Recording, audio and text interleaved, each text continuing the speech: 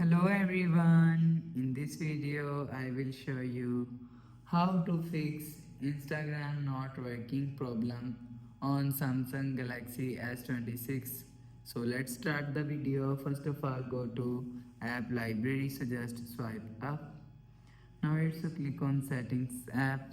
Now in setting, scroll down and click on apps. Now here scroll down and search Instagram apps. You will see click on search icon and search Insta. So after click on Instagram app,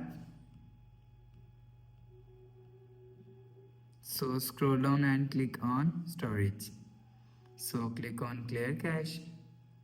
So after click on clear cache, your Instagram problem is solved. So after the process, go back to home screen, refresh phone. So that's how you can fix Instagram not working problem on Samsung Galaxy S26.